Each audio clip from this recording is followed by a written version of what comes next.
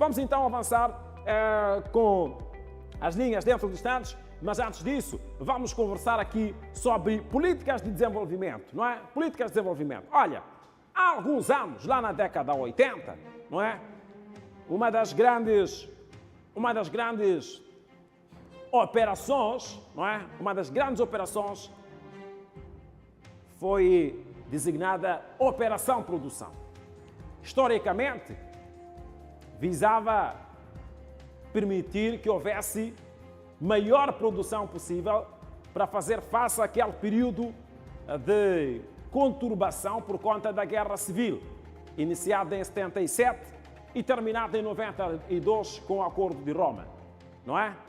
Então, este período foi um período perturbado, de muita turbulência, corre para aqui, corre para ali, até que em 83 desenvolveu-se uma operação, conforme dizia, chamada Operação Produção. Esta ideia é lançada, obviamente, na altura pelo presidente Samora Moisés Machel, 3 anos antes da sua morte, no acidente de aviação ocorrido em Bosine, na vizinha África do Sul, mas era também parcialmente comandada pelo Ministério do Interior, naquela altura chefiado por Armando Emílio Guebuza, que depois tornou-se Presidente da República em 2005, não é? Democraticamente o segundo presidente eleito no nosso país. A Operação Produção funcionava assim. Quem não tem nada a fazer vai trabalhar, vai produzir, não é? Obviamente que no meio disto, agora invoca-se a questão da violação de livre circulação e localização em espaço por vontade própria, não é? Sabe que é enorme, cada um pode ficar em qualquer canto que quiser. Então, de certa forma, adaptando-se ao ambiente atual ou às leis atuais, eventualmente isto poderá trazer este problema. Mas era assim. Olha, Luciano, está a fazer o que na cidade? Não tem nada a fazer, só anda a passear por aí e pronto. Anda a passear por aí, não tem nada a fazer, envolve-se eventualmente em alguns atos criminais. Então vem para cá, vamos produzir, não é? Então eram levados lá para Niassa, destaca-se muito a província de Niassa, não é? Levados lá para Niassa e para outros cantos, para poder produzir em grandes farmas, por exemplo. Na altura, a agricultura não era tão mecanizada como agora há possibilidades extraordinárias de produção em altas quantidades. Não é? Na altura não havia, era mesmo, como é que chama? Bem, enfim, aquele nosso modelo tradicional, não é? Aquele nosso modelo tradicional. Agora, a nossa reflexão de hoje é: como é que nós podemos replicar a Operação Produção para combater a fome, para combater o desemprego e, acima de tudo, para combater eventualmente a criminalidade? Porque há quem diz: olha, mas Luciano, é simples. Pode-se fazer um cinturão, alguns reclusos podem ser submetidos a isso, não é? A produzir. Não seria novidade, alguns reclusos de algumas cadeias fazem uma produção, mas em pequena escala. Não é aquela produção ao nível de abastecimento, por exemplo, numa farma do mercado nacional. São pequenas produções. Então, eventualmente, isso também estaríamos a puxar aqui uma responsabilidade a um determinado grupo, na componente de reeducação para eles. Não é? Eventualmente seriam utilizados para isso, na componente de reeducação ou de penas alternativas. Como podemos adaptar a Operação Produção no nosso contexto atual? Índice de desemprego, obviamente que subiu, aí vai-se fazendo um esforço para a redução. Há muitos jovens, convenhamos, que têm dificuldades para apanhar emprego, também ainda não há muita facilidade para o efeito, temos que assumir. Então, como é que nós podemos aumentar, aliás, aplicar ou então adaptar a Operação Produção no contexto atual? Ou não funciona para o contexto atual? Se funciona, como é que nós podemos trabalhar nisto? Está lançado então o nosso desafio de reflexão. 8430-13-519 é o nosso terminal. Tomara que ligue aqui um telespectador com uma experiência dessa questão de operação-produção. Tomara que ligue aqui um telespectador com alguma experiência nisso. Mas, enquanto preparam aí os telemóveis e organizam as ideias para poderem expor aqui, vamos à nota de reportagem que dá conta do lançamento do Fundo de Desenvolvimento Local, orçado em mais de 1.000 milhões de meticais. Aliás, 1.000 milhões de meticais, não é? Orçado, estamos a falar de dólares, certo? Estamos a falar de dólares, não é pouco. Vamos ver então esta nota de reportagem que vai, ou melhor, que traz uma notícia que beneficia o povo moçambicano, concretamente a juventude empreendedora. Carrega. Cerca de 60% dos mais de 1.000 milhões de dólares do Fundo de Desenvolvimento Local será destinado ao financiamento das iniciativas empreendedoras dos jovens. Os termos e condições foram tornados públicos na primeira sessão plenária do Comitê Interministerial de Apoio ao Desenvolvimento da Juventude, presidida pela Primeira-Ministra Bem-vinda Levi. Este é um fundo reembolsável. Portanto, ninguém está a oferecer dinheiro, apenas estamos a apoiar aqueles que têm capacidade de produzir dinheiro.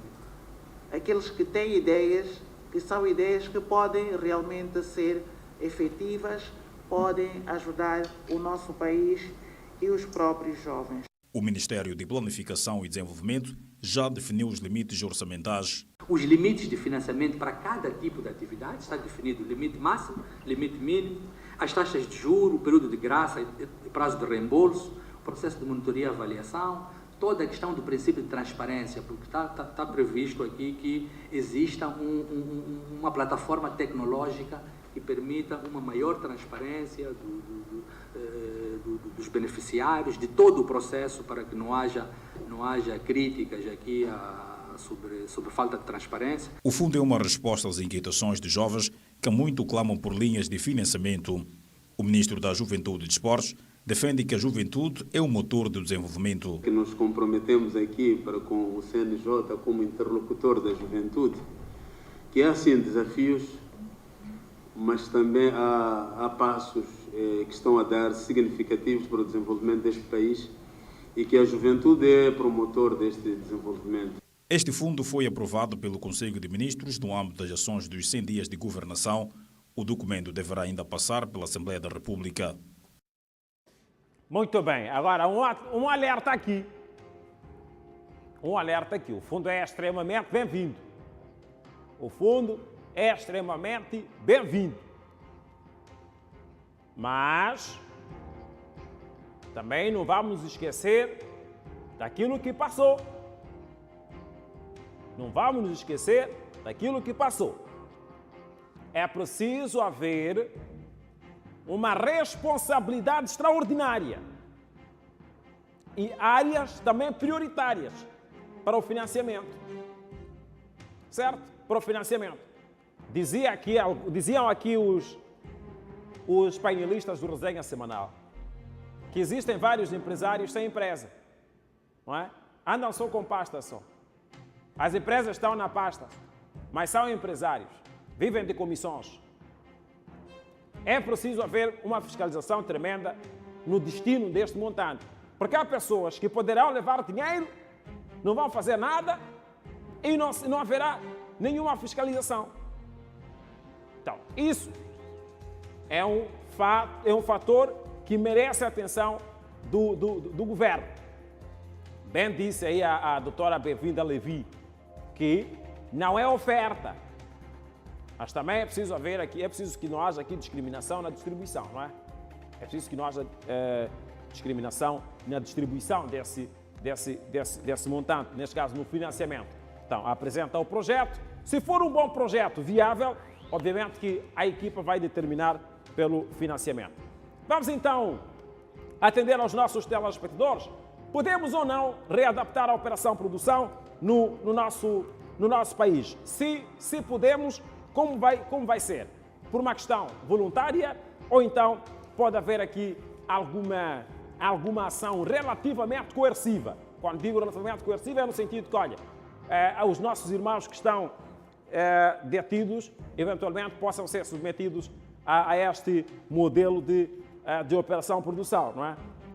Enfim, vamos ver o que é que vamos ouvir dos telespectadores o que é que pensam sobre este mecanismo de produção que foi aplicado naqueles tempos, naquela década, década 80, não é? Naquela década 80. Muito bem, temos alguém em linha? 8430 13519 é o nosso terminal, não é? Vamos então discutir sobre este assunto. Queremos uma vez mais chamar a atenção ao fundo que já foi criado. $1 bilhão é muito dinheiro, não é? É muito dinheiro. Então é preciso haver aqui muita fiscalização para que este dinheiro não seja desperdiçado, não é? Obviamente, não pode ser desperdiçado. Já assistimos a algumas situações em que o dinheiro foi mesmo desperdiçado e não ficou bonito. Marta de Tchumeni, bom dia! Bom dia, muito obrigada, mano. Como está? Está tudo ótimo, e desse lado? Imagino que Também. seja feliz, não é? Tanto clamou por isto. Pois, é de louvar. Mas vou falar mesmo em pouco tempo, porque os parceiros foram dessas possíveis. Eu queria apenas dizer sobre os fundos. Sobre os O fundos? problema sobre os fundos. Os fundos, Luciano, são eles muito bem-vindos, não é?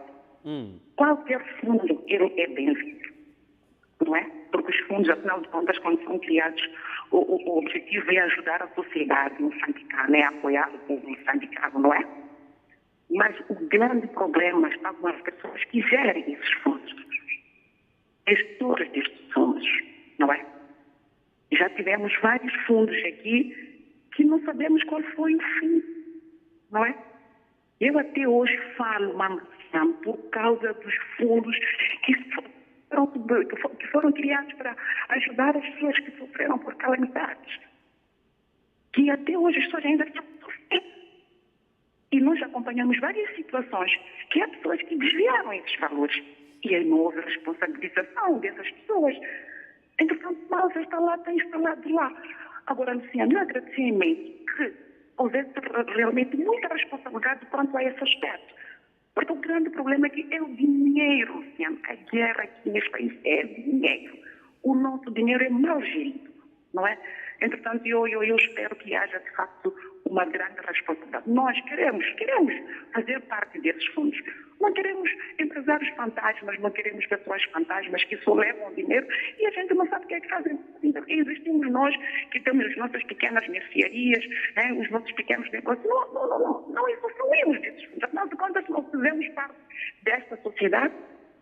Esses fundos não são para todos nós? Essa é que é a pergunta. Aquele senhor empresário, aquele senhor nigeriano, aquela mamana que está lá naquelas bancas, será que não merece, que tem a sua pequena mercearia, não merece ter esse fundo? Há demais. Temos muitas pessoas nos mercados que têm as suas lojas, não merecem esses fundos. Esse dinheiro nunca chega para essas pessoas. As pessoas ouvem dizer que existiu, mas entretanto nunca chega. Olha o caminho usado. O dinheiro termina por lá. É por isso que em algum momento eu digo, criam fundos para cada vez mais enriquecer os seus bolsos. Desviam dinheiro em nome do fundo para ajudar a sociedade, mas entretanto é para ajudar entre eles. Esse é que é o grande problema. Isso é que inquieta o povo moçambicano. É preciso haver divisão para todos, divisão igual. De facto, nós não vamos esquecer o que passou, mas que seja uma coisa que vai servir para todos. Quem pode esquecer o que passou, Luciano? Todos fomos ofendidos aqui. Ninguém pode esquecer o que passou. É bom fazer as coisas para que a gente possa esquecer de tudo o que passou.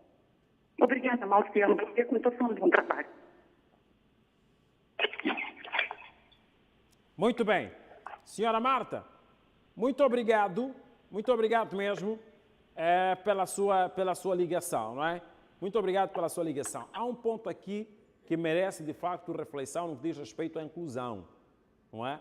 Porque existem aquelas mamás que vivem de negócio, por exemplo, têm uma mercearia, têm isto, têm aquilo, mas não sabem desenhar um projeto. não sabem elaborar um projeto para depois submeter. Além disso, o projeto está mais virado para a juventude. Não é? É a maioria, obviamente, pode-se entender nesse canto, mas talvez tenha que haver aqui uma iniciativa, nem que seja do gabinete da primeira-dama, para apoiar também as mulheres que têm os seus negócios, precisam também de sobreviver, não é? Têm os seus negócios, precisam de sobreviver. Enfim, é uma ideia da senhora Marta, que é, obviamente, válida para alguma reflexão e, possivelmente, aplicar-se alguma medida face a isso. Olha, não vale a pena sair daí, tá bom? Nós só vamos fazer o nosso intervalo, é curtinho o nosso intervalo. Não inventa, até já.